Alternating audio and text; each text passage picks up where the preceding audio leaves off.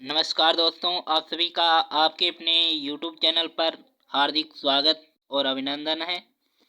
जैसा कि आप सभी को पता है, राजस्थान माध्यमिक शिक्षा बोर्ड द्वारा आपके जो मॉडल पेपर है, प्रश्न पत्र है, वो जारी कर दिए गए हैं। तो इसका सॉल्यूशन भी है वो इम्पोर्टेंट हो जाता है, क्योंकि आपकी अर्धवार्षिक परीक्षा भी आ रही है और बोर्ड परीक्षा के लिए बहुत ही इम्पोर्टेंट है, क्योंकि इसी आधार पर, इसी पैटर्न पर आपकी बोर्ड परीक्षा होनी है। तो इसका आज हम भूगोल विषय का, विशेष रूप से भूगोल विषय का है वो हम आज के वीडियो में है वो भूगोल विषय के बारे में बात करेंगे, उसका सॉल्यूशन जानेंगे। तो पैसेंस बना के वीडियो को एंड तक देखते रहना गाइस। जिसने भी अभी तक चैनल को सब्सक्राइब नहीं किया है, चैनल को सब्सक्राइब कर लीजिएगा, ताकि इसी प्रकार के वीडियो आपको मिलते रहें। चलिए शुरू करते हैं। हम यहाँ पर जो नॉर्मल जानकारी है वो आप सभी को देख लेनी है एक बार। पीडीएफ आपको डिस्क्रिप्शन में अवेलेबल हो जाएगा। चलिए शुरू करते हैं आगे। हम अपने जो क्वेश्चन है, जो मॉडल प्रश्न पत्र है, उसकी तरफ चलते हैं। यहाँ पर जो हमारा मॉडल प्रश्न पत्र है वो आ गया है। यहाँ पर फर्स्ट क्वेश्चन देखते हैं। फर्स्ट क्वेश्चन यहाँ पर क्या दिया गया है, आपके सामने है।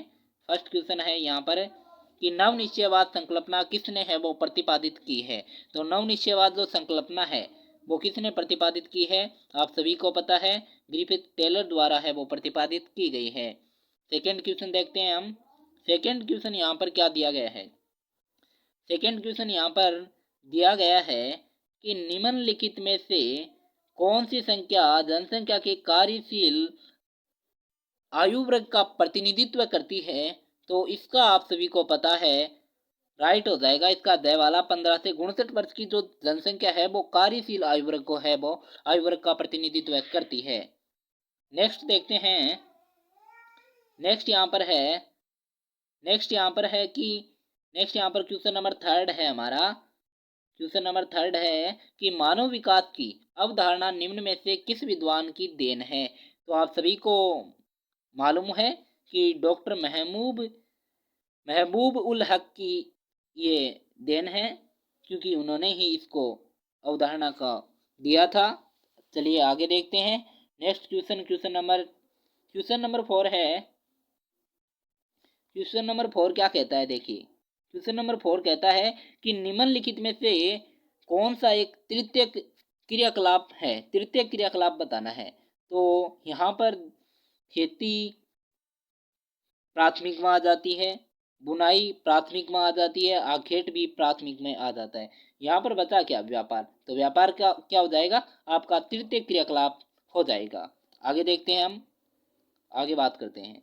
आगे यहाँ पर क्वेश्चन नंबर 5 है कि वोल्गा क्या है, वोल्गा जलमार्ग स्थित है। तो वोल्गा जलमार्ग कहाँ स्थित है, इसको आपको बताना है। तो वो हो जाएगा रूस में स्थित है। ये कहाँ में स्थित है, रूस के अंदर है वो ये स्थित है। Question number 6। क्वेश्चन नंबर 6 यहाँ पर क्या है, आप यहाँ पर स्क्रीन पर देख सकते हैं कि मानव विकास सूचकांक में भारत के निम्नलिखित राज्यों में से किस एक की कोटि न्यूनतम है। यहाँ पर न्यूनतम पूछा है, उच्चतम नहीं पूछा है, न्यूनतम पूछा है। तो यहाँ पर जो राइट आंसर हो जाएगा वह हो जाएगा आपका ब वाला छत्तीसगढ़। छत्तीसगढ़ का जो मानव विकास जो सूचकांक है ना, वो न्यूनतम कोटि का है। विशेष रूप से आपको ध्यान रखना है। आगे चलते हैं। क्वेश्चन नंबर 7 है कि भारतीय राष्ट्रीय जल नीति कब लागू की गई थी। तो भारतीय राष्ट्रीय जल नीति है वो 2002 को लागू की गई थी।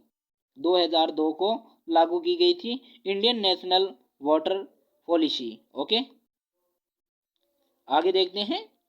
आगे यहाँ पर है कि राउरकेला इस्पात संयंत्र किस देश के सहयोग से स्थापित किया गया था। किस देश के सहयोग से वो स्थापित किया गया था।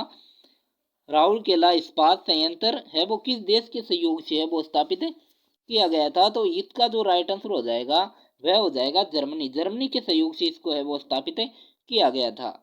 नेक्स्ट यहाँ पर है क्वेश्चन नंबर 9 है इंदिरा गांधी नहर परियोजना। इंदिरा गांधी नहर परियोजना कब प्रारंभ हुई? तो इंदिरा गांधी जो नहर परियोजना है वो आपकी प्रारंभ हुई थी 1958 को है वो ये प्रारंभ हुई थी। कब हुई थी? 1958 को प्रारंभ हुई थी।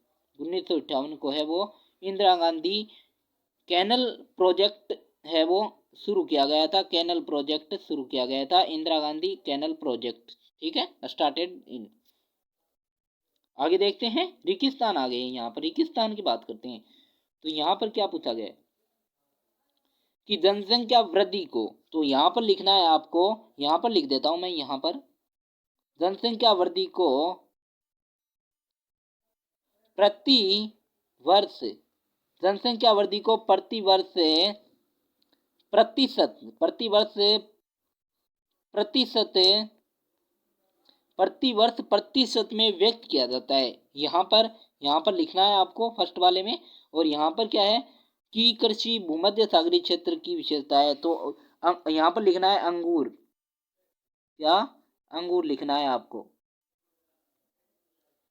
अंगूर की कृषि भूमध्य सागरीय क्षेत्र की विशेषता है। यहाँ पर क्रियाकलाप ग्रामीण बस्तियों की मुख्य आर्थिक क्रिया है। तो यहाँ पर हो जाएगा जो कृषि है ना, कृषि कृषि क्रिया है वो ग्रामीण बस्तियों की मुख्य आर्थिक क्रिया है। यह आपको विशेष रूप से ध्यान रखना है। नेक्स्ट है यहाँ पर यमुना भारत की सर्वाधिक प्रदूषित क्या है? नदी है। आप सभी को भी पता है यमुना क्या है? एक नदी है। इसमें आपको नदी लिखना है। तो जनसंख्या वृद्धि को प्रति वर्ष प्रतिशत में व्यक्त किया जाता है। अंगूर की कृषि भूमध्य सागरीय क्षेत्र की विशेषता है। और कृषि क्रिया ग्रामीण बस्तियों की मुख्य आर्थिक क्रिया है। और यमुना भारत की सर्वाधिक प्रदूषित नदी है। ठीक है, आगे देखते हैं। अति लघुतरात्मक क्वेश्चन आ जाते हैं यहाँ पर फर्स्ट क्वेश्चन क्या दिया गया है कि किन्हीं दो बहुउद्देशीय नदी घाटी परियोजनाओं के नाम लिखिए। तो किन्हीं दो बहुउद्देशीय नदी घाटियों की परियोजनाओं के नाम लिखने हैं। तो मैं आपको बता देता हूं कि फर्स्ट में आ जाता है भाखड़ा नागल परियोजना, भाखड़ा नागल परियोजना, चंबल परियोजना और दामोदर घाटी परियोजना, हीराकुंड परियोजना। ये चार परियोजनाओं के मैंने आपको नाम बता दिए। आपको जो अच्छा लगे वो आप यहाँ पर लिख सकते हैं। किन्हीं दो बहुउद्देशीय नदी घाटी परियोजनाओं के एक बार पुनः भाखड़ा नागल परियोजना, चंबल परियोजना, दामोदर घाटी परियोजना और हीराकुंड परियोजना। ठीक है, आगे वाले क्वेश्चन की तरफ सेकंड क्वेश्चन की तरफ बढ़ते हैं। हमारा सेकंड क्वेश्चन है कि वायु प्रदूषण के दो मुख्य कारण कौन से? तो वायु प्रदूषण के आप सभी को पता है मुख्य कारण क्या क्या है कि बढ़ते उद्योग है, बढ़ते उद्योगों के कारण जो वायु प्रदूषण है वो हो रहा है। वनों की अंधाधुंध कटाई हो रही है, इस कारण वायु प्रदूषण हो रहा है। और परमाणु परीक्षण हो रहे हैं, इसी कारण है वो वायु प्रदूषण हो रहा है। हमने यहाँ पर 3 कारण बताए हैं। जो अच्छा लगे आपको लिख लेना, दो इन तीनों में से लिख लेना। ठीक है, आगे बढ़ते हैं। क्वेश्चन नंबर थर्ड है हमारा। क्वेश्चन नंबर थर्ड है कि मानव का प्राकृतिकरण क्या है? मानव का जो प्राकृतिकरण है वो क्या है? तो इसका आंसर है कि मानव के प्राकृतिकरण से तात्पर्य है कि मानव को प्रकृति के अनुसार स्वयं को डाल लेने से है। मानव है उसको प्रकृति के अनुसार स्वयं को डाल लेने से है, वो मानव का प्राकृतिकरण होता है। नेक्स्ट यहाँ पर है कि कोल खहोज क्या है? तो कोल खहोज क्या है कि जो सामूहिक जो कृषि होते हैं ना, सामूहिक कृषि को सोवियत संघ में है वो कोल खहोज के नाम से जाना जाता है। सामूहिक कृषि को सोवियत संघ में कोल खहोज के नाम से जाना जाता है। आगे आता है खंड ब। खंड ब के अंदर क्या है? खंड ब सेक्शन बी लघुतरात्मक क्वेश्चन है। लघुतरात्मक क्वेश्चन है यहाँ पर।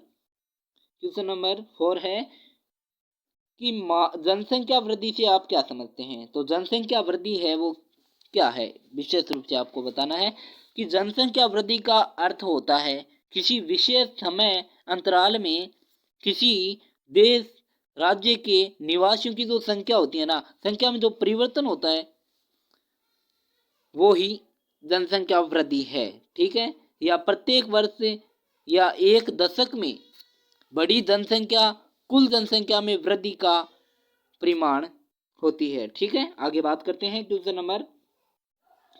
नंबर 5 है हमारा कि मानव विकास के आधारभूत आवश्यकता उपागम को समझाए। आधारभूत आवश्यकता उपागम, तो इसका आपको लिखना है कि इस उपागम को